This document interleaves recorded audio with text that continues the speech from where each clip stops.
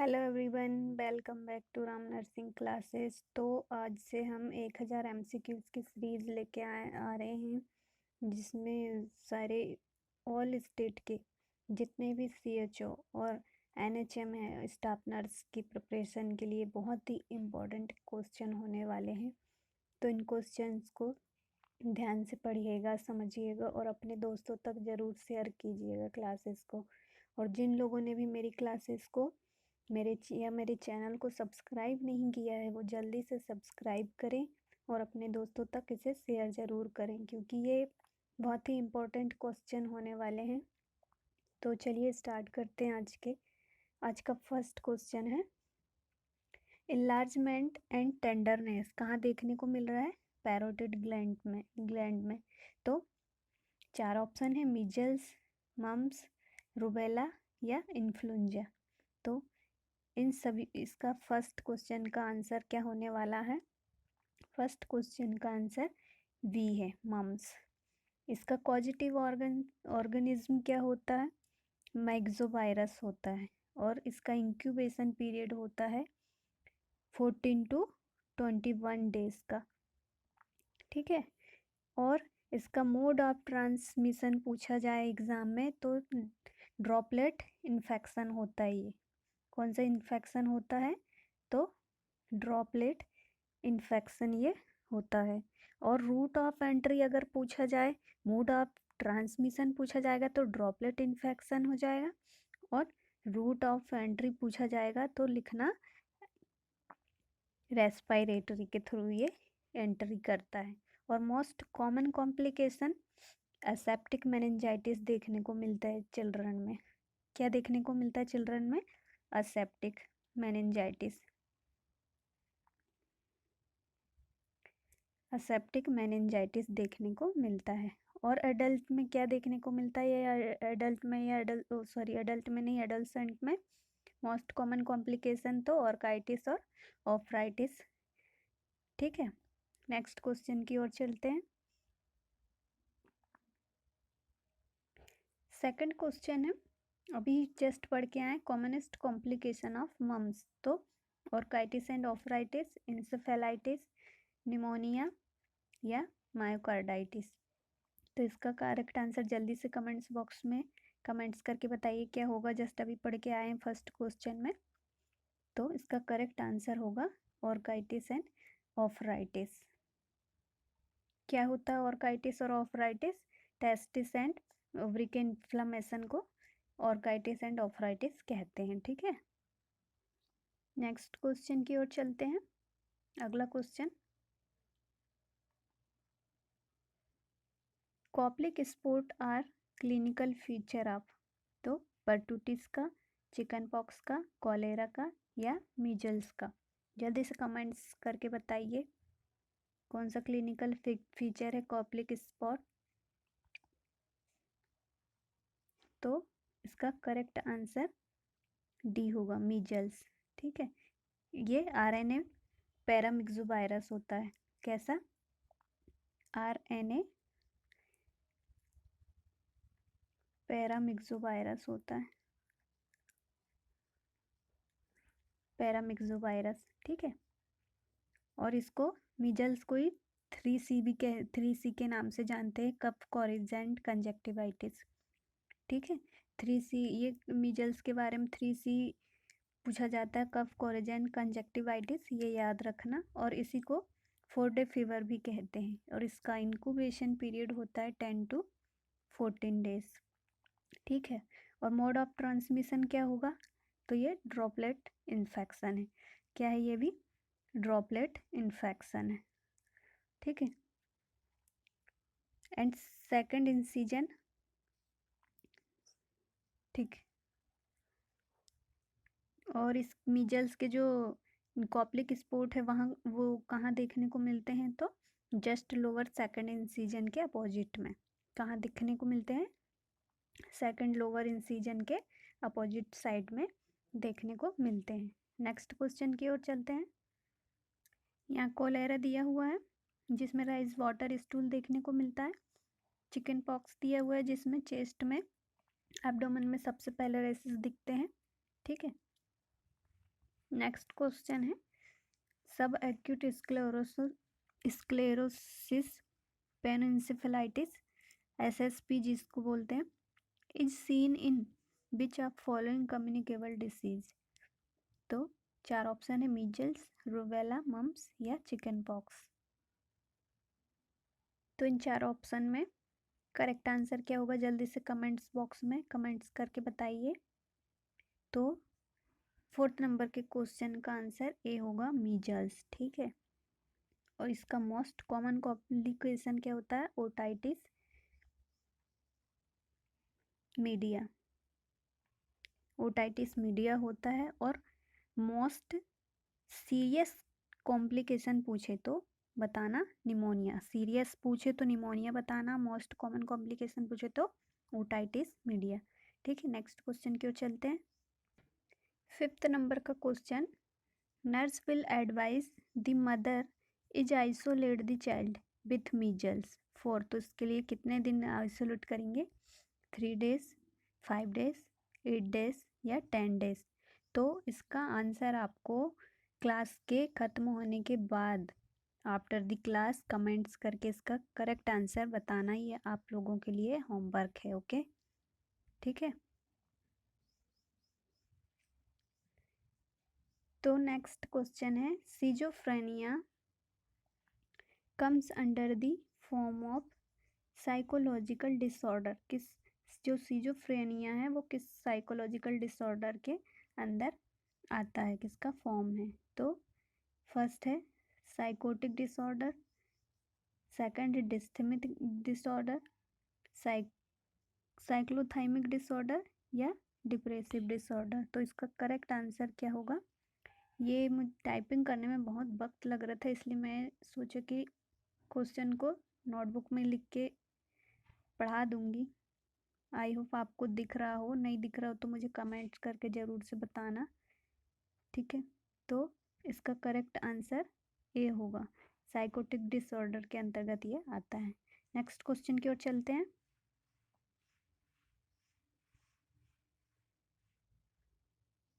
Next question immediate treatment of injection of poisonous subject is. तो immediate treatment क्या होगा poison का, force diuresis या seek information to identify drug, and third one है gastric levels, and fourth one is induce vomiting. क्या vomiting करवाएंगे या gastric levels करेंगे या आइडेंटिफाई करेंगे ड्रग सिक इन्फॉर्मेशन के अबाउट या फिर फोर्स डायूरेसिस देंगे।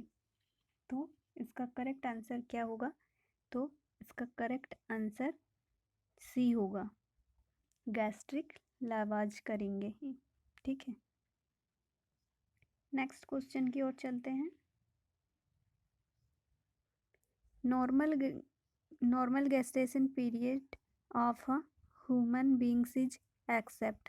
तो एक्सेप्ट का क्वेश्चन है, 4 ऑप्शन है 9 मंथ, 10 मंथ, 14 वीक्स या 280 डेज। तो नॉर्मल गेस्टेशनल पीरियड पूछा है, एक्सेप्ट का क्वेश्चन है। जल्दी से कमेंट्स करके बताइए क्या होगा इसका करेक्ट आंसर। तो इसका करेक्ट आंसर ए होगा 9 मंथ। ठीक है, नेक्स्ट क्वेश्चन की ओर चलते हैं। Bed sore are caused by except. तो बेड सोर का कॉज्ड क्या है, एक्सेप्ट का क्वेश्चन है। फ्रिक्शन होगा, कंटूशन होगा, इस्चीमिया या एक्सेस हीट, किसके कारण बेड सोर होगा। तो इसका करेक्ट आंसर क्या होगा, इसका करेक्ट आंसर डी होगा, एक्सेस हीट के कारण बेड सोर होगा। और जो बेड सोर के पेशेंट है उनको एवरी 2 आवरली पोजीशन चेंज करनी होती है। और कैसा मैट्रेस यूज़ करना होता है, तो एयर मैट्रेस यूज़ करना होता है। ठीक है, एयर मैट्रेस यूज़ करना होता है। नेक्स्ट क्वेश्चन की ओर चलते हैं। Which is an another use term of umbilical cord. तो अनदर टर्म बताना अम्बिलिकल कॉर्ड का, एमनियन होगा, कोरियन होगा, फोनिश होगा या ओम्फेलॉन होगा। तो इसका करेक्ट आंसर जल्दी से कमेंट्स करके बताइए क्या होगा। तो इसका करेक्ट आंसर क्या होगा? तो इसका करेक्ट आंसर सी होगा, फनीस। अदर टर्म यूज़ करते हैं अम्बिलिकल कॉर्ड के लिए, तो फनीस इसका करेक्ट आंसर होगा। एमनियन एंड कोरियन नहीं होगा, ये प्लेसेंटा की लेयर होती है। ठीक है, नेक्स्ट क्वेश्चन की ओर चलते हैं। आई होप प्रॉपर विजुअल हो आप लोगों को। Question, infection of middle ear is called. तो मिडिल ईयर के इन्फेक्शन को क्या कहते हैं? ओटाइटिस मीडिया, लेब्रिंथाइटिस बोलते हैं, साइनसाइटिस बोलते हैं, या मास्टाइटिस बोलते हैं। तो जल्दी से कमेंट्स करके बताइए इसका करेक्ट आंसर क्या होगा। तो ओटाइटिस मीडिया होगा, या लेब्रिंथाइटिस होगा, साइनसाइटिस होगा, या मास्टाइटिस होगा। तो इसका करेक्ट आंसर ओटाइटिस मीडिया होगा। ये मिडिल ईयर का इन्फेक्शन है। ठीक है, और ये जो लेब्रिंथाइटिस है ये इनर ईयर का इन्फेक्शन है। कौन से ईयर का? इनर ईयर का। ओटाइटिस मीडिया मिडिल ईयर का है, लेब्रिंथाइटिस ये इनर ईयर का है, एंड ये साइनस में इन्फेक्शन को साइनसाइटिस बोलते हैं, और ये जो मास्टोइड बोन का इन्फेक्शन को मास्टोडाइटिस बोलते हैं। ठीक है, नेक्स्ट क्वेश्चन की ओर चलते हैं।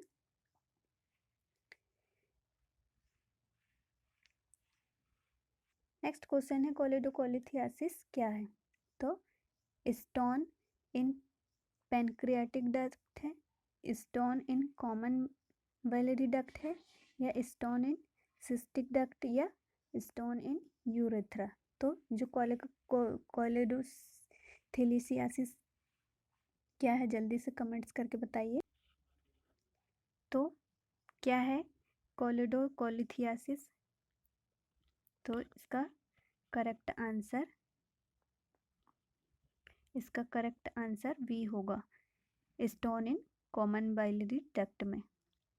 ठीक, और इसमें ये कोलिडोकोलिथियासिस में एक से ज़्यादा स्टोन प्रेजेंट होते हैं, इसलिए इसको कोलिडोकोलिथियासिस बोलते हैं। ओके, नेक्स्ट क्वेश्चन की ओर चलते हैं। नेक्स्ट क्वेश्चन है, while cleaning eye it has to be cleaned. तो जब आई क्लीन करते हैं तो उसकी प्रोसेस क्या होती है? Inner canthus to outer canthus, outer canthus to inner canthus, या middle eye to outer canthus, या middle eye to inner canthus. तो इसका आंसर तो आप सभी को पता ही होगा, जल्दी से कमेंट्स करके बताइए क्या होगा इसका करेक्ट आंसर। तो इसका करेक्ट आंसर ए होगा, inner canthus to outer canthus में हम क्लीन करते हैं। नेक्स्ट क्वेश्चन की ओर चलते हैं। ड्यूरिंग इंसर्शन एनजी ट्यूब, तो उसकी पोजीशन क्या होगी? ड्यूरिंग जब NG tube nasogastric tube insert कर रहे हैं तो उसकी पोजीशन क्या सुपाइन होगी, या हाई फॉलोअर होगी, या लो फॉलोअर्स होगी, या ऑर्थोपेनिक होगी? तो जल्दी से कमेंट्स करके बताइए इसका करेक्ट आंसर क्या होगा।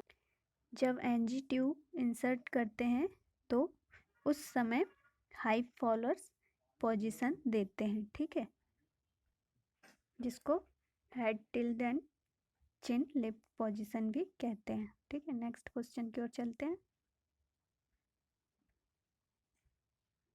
बहुत ही इम्पोर्टेंट क्वेश्चन है, तो कमेंट्स करके बताना मुझे क्लास कैसी लगी, और जिन लोगों ने भी मेरे चैनल को सब्सक्राइब नहीं किया है जल्दी से चैनल को सब्सक्राइब करें और लाइक ज़रूर करें। तो नेक्स्ट क्वेश्चन है, in which following order of stage is followed by the cell during mitosis. Mitosis के दौरान क्या स्टेज होती है ये बताना है। प्रोफेज, मेटाफेज, एनाफेज, टेलोफेज होती है, या प्रोफेज, टेलोफेज, मेटाफेज, एनाफेज होती है, या प्रोफेज, एनाफेज, मेटाफेज, टेलोफेज होती है, मेटा, प्रोफेज, या एना, या टेलोफेज होती। तो जल्दी से इसका कमेंट्स करके बताइए क्या होगा आंसर। तो इसका करेक्ट आंसर ए होगा, प्रोफेज होती है, देन मेटाफेज होगी, देन एनाफेज एंड टेलोफेज होगी। ठीक है, तो नेक्स्ट क्वेश्चन की ओर चलते हैं। तो मेरी क्लास को शेयर ज़रूर से करना, ठीक है। नेक्स्ट क्वेश्चन है, which of the following is not a type of simple epithelial tissue. तो कौन सा सिंपल एपिथेलियल टिश्यू का टाइप नहीं है, ये बताना है। Cuboidal epithelial tissue, ciliated epithelial tissue, squamous epithelial tissue या डेंस एपिथेलियल टिश्यू। जल्दी से कमेंट्स करके आंसर बताइए। तो क्या होगा इसका करेक्ट आंसर, कौन सा नहीं है टाइप। तो इसका करेक्ट आंसर डी होगा, डेंस एपिथेलियल टिश्यू नहीं होगा। ये तीनों हो गए, cuboidal epithelial tissue, ciliated and squamous. ये तीनों टिश्यू किसके पार्ट है, सिंपल एपिथेलियल टिश्यू के। जो स्क्वैमस, जो कोवाइडल एपिथेलियल टिश्यू है, इसका शेप क्यूब शेप का होता है, ठीक है, क्यूब शेप का होता है। और जो सिलिएटेड एपिथेलियल टिश्यू है, ये टेल एंड सिलेंडर विथ सीलिया इसकी शेप्ड होती है, टेल एंड सिलेंडर, ठीक है। और जो squamous, third one, squamous epithelial tissue है, ये थिन लेयर से बना होता है और इसकी ये फ्लैटेंड सेल भी फ्लैटेंड स्ट्रक्चर में होता है, ठीक है। और डेंस एपिथेलियल टिश्यू किससे मिलके बना होता है, तो इसमें ज़्यादा फाइबर प्रेजेंट होते हैं, ठीक है, और सेल कम होती है। डेंस एपिथेलियल टिश्यू में सेल के अकॉर्डिंग फाइबर ज़्यादा प्रेजेंट होता है, ठीक है। एंड जो कोवाइडल टिश्यू है, ये कहाँ पाए जाते हैं, तो नेफ्रॉन, किडनी की नेफ्रॉन वाले पार्ट में ये पाए जाते हैं, ठीक है। और जो सिलिएटेड एपिथेलियल टिश्यू है, ये ब्रोंक्यूल्स एंड फैलोपियन ट्यूब्स में पाए जाते हैं। सिलिएटेड एपिथेलियल टिश्यू कहाँ पाए जाते हैं, तो ब्रोंक्यूल्स एंड फैलोपियन ट्यूब में, ठीक है। एंड स्क्वैमस एपिथेलियल टिश्यू कहाँ पाए जाते हैं, तो ब्लड वेसल्स की वॉल्स में पाए जाते हैं एंड लंग्स के एयर सैक्स में ये स्क्वैमस टिश्यू पाए जाते हैं। नेक्स्ट क्वेश्चन की ओर चलते हैं। नेक्स्ट क्वेश्चन है, salivary gland are type of which tissue. तो सलाइवरी जो ग्लैंड है किस टाइप के टिश्यू है, muscular tissue, connective tissue, compound tissue, compound epithelial या ग्रैंडुलर एपिथेलियल टिश्यू, ठीक। तो इसका करेक्ट आंसर क्या होगा, तो जो सलाइवरी ग्लैंड है वो ग्लैंडुलर एपिथेलियल टिश्यू का टाइप है, ठीक है। नेक्स्ट क्वेश्चन की ओर चलते हैं। Which statement is correct about compound epithelial tissue. तो इसमें से कौन सी स्टेटमेंट जो है वो कंपाउंड एपिथेलियल टिश्यू के अंतर्गत जो करेक्ट है। फोर ऑप्शन है। It has a limited role in secretion of absorption and main function is to provide protection against chemical and mechanical stresses, and third one is it present in inner lining of ducts of salivary gland and of pancreatic ducts, and fourth one all of above statements are true। तो इसका correct answer क्या होगा, जल्दी से comments करके बताइए। तो 20 number का क्वेश्चन का करेक्ट आंसर डी होगा, ये सारे स्टेटमेंट सही हैं अबाउट कंपाउंड एपिथेलियल टिश्यू के। It has limited role and secretion and absorption का भी काम करती है epithelial tissue, and main function क्या होता है, provide protection against chemical and mechanical stresses, ठीक। एंड और ये कहाँ प्रेजेंट होती है, lining of ducts of salivary gland and pancreatic duct, ठीक है। नेक्स्ट क्वेश्चन की ओर चलते हैं। Which type of connective tissue doesn't have collagen और इलास्टिक फाइबर। तो इनमें से कोलेजन और इलास्टिक फाइबर कनेक्टिव टिश्यू का टाइप है। तो यहाँ आपको बताना है कनेक्टिव टिश्यू के किस टाइप में कोलेजन और फाइबर प्रेजेंट नहीं होते हैं, बोन में, कार्टिलेज में, एडिपोज टिश्यू में या ब्लड में। तो जल्दी से इसका करेक्ट आंसर मुझे बताइए कमेंट्स करके। तो इसका करेक्ट आंसर डी होगा। ठीक है, ब्लड में collagen and elastic fibre present नहीं होते। बोन में भी होगा, कार्टिलेज में भी और एडिपोज टिश्यू में भी कोलेजन एंड फाइबर प्रेजेंट होंगे। नेक्स्ट क्वेश्चन की ओर चलते हैं।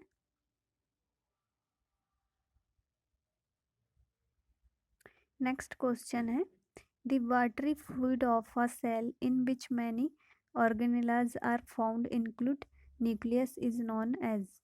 तो सेल के अंदर जो वाटरी फ्लूइड होता है उसमें मैनी टाइप्स के ऑर्गेनेला प्रेजेंट होते हैं, includes nucleus is known as पूछा है, तो साइटोप्लाज्म इसका आंसर होगा या साइटोसोम इसका आंसर होगा या न्यूक्लियोप्लाज्म आंसर होगा या साइटोसोल इसका आंसर होगा। तो इसका करेक्ट आंसर क्या होगा, जल्दी से कमेंट्स करके बताइए। तो इसका करेक्ट आंसर ए होगा। ठीक है, साइटोप्लाज्म। नेक्स्ट क्वेश्चन की ओर चलते हैं। Next question, which organelle is responsible for intracellular respiration. तो इनमें से कौन सा ऑर्गेनेला इंट्रासेलुलर रेस्पायरेशन के लिए रिस्पॉन्सिबल होता है? क्या वो राइबोसोम है, क्या वो लाइसोसोम है, या माइटोकॉन्ड्रिया है, या सेंट्रोसोम है? तो इन सब का करेक्ट आंसर क्या होगा, जल्दी से कमेंट्स करके बताइए। तो इसका करेक्ट आंसर सी होगा, माइटोकॉन्ड्रिया, जो जो इंट्रासेल्युलर रेस्पायरेशन के लिए जिम्मेदार होता है। ठीक है, और किसके लिए ये रिस्पॉन्सिबल होता है? एरोबिक रेस्पायरेशन के लिए। ठीक, एरोबिक रेस्पायरेशन के लिए भी ये माइटोकॉन्ड्रिया रिस्पॉन्सिबल होता है। तो इसका करेक्ट आंसर क्या होगा? माइटोकॉन्ड्रिया। माइटोकॉन्ड्रिया को पावर हाउस ऑफ सेल भी कहते हैं। क्या कहते हैं? अगर क्वेश्चन में पूछा power house of the cell तो आपको लिखना है माइटोकॉन्ड्रिया। ठीक है, और ये प्रोग्राम सेल डेथ भी इसी को कहते हैं। प्रोग्राम सेल डेथ को क्या कहते हैं? अपोप्टोसिस। ठीक है, अपोप्टोसिस पूछा जाएगा तो इसकी डेफिनेशन प्रोग्राम सेल डेथ होगी। ठीक है, और ये माइटोकॉन्ड्रिया जो है कैल्शियम को भी स्टोर करता है और हीट का प्रोडक्शन करता है। और क्या करता है माइटोकॉन्ड्रिया? हीट का प्रोडक्शन एंड स्टोरिंग कैल्शियम। ठीक है, एंड देन जो राइबोसोम है ये इसको क्या बोलते हैं? Engine of the cell. Cell की इंजन इसी को कहते हैं। ठीक, और ये कैसे मिलके बना होता है? आरएनए एंड प्रोटीन से मिलकर बना होता है। इसी को प्रोटीन सिंथेसिस सेल भी कहते हैं। किसको? राइबोसोम को क्या कहते हैं? Protein synthesis cell. ठीक है, एंड ये जो लाइसोसोम है इसको सुसाइडल बैग्स भी बोलते हैं, आत्मघाती थैली, सुसाइडल ब्रेक। और ये क्या ब्रेक डाउन करता है? Carbohydrate, proteins, lipids and nucleic acid को। ठीक है, नेक्स्ट क्वेश्चन की ओर चलते हैं। ये सभी बहुत ही इंपॉर्टेंट पॉइंट है, कुछ ना कुछ एग्जाम में यहाँ से एक नंबर का पूछा ही जाता है, तो इन सबको ध्यान में रखिएगा।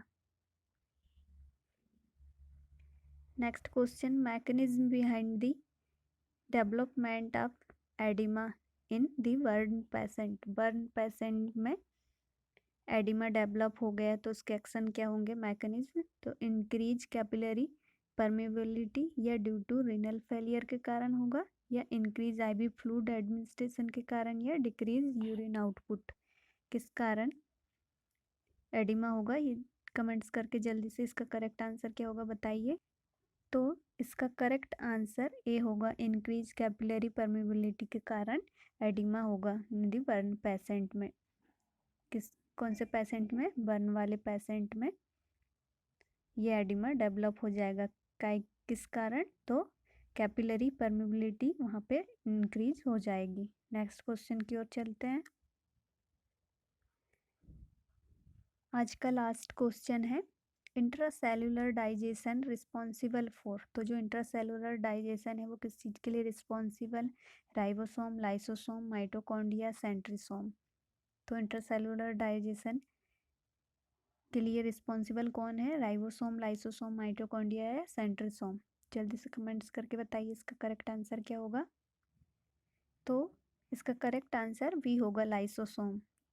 इससे पहले हमने लाइसोसोम के बारे में क्या क्या पढ़ा था? इसको सुसाइडल बैग कहते हैं, ठीक है, आत्मघाती थैली।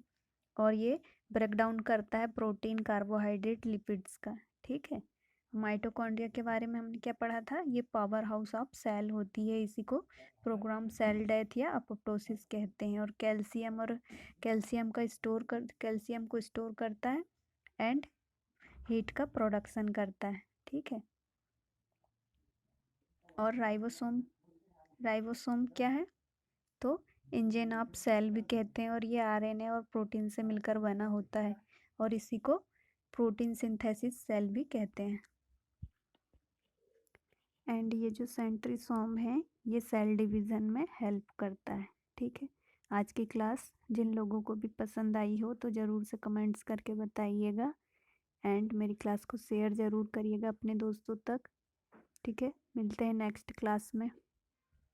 जिन लोगों ने भी मेरी चैनल को सब्सक्राइब नहीं किया है जल्दी से सब्सक्राइब करिए, क्योंकि इसी तरीके से आज जिस तरीके से हमने 25 क्वेश्चन डील किए हैं ऐसे ही हम 1000 MCQs डील करने वाले, जो ऑल स्टेट के CHO हो, चाहे वो NHM, staff nurse, RRB, DSSB, किसी भी प्रकार के एग्ज़ाम के लिए ये बहुत ही इम्पोर्टेंट होने वाले हैं, ठीक है। तो मिलते हैं नेक्स्ट क्लास में। बाय।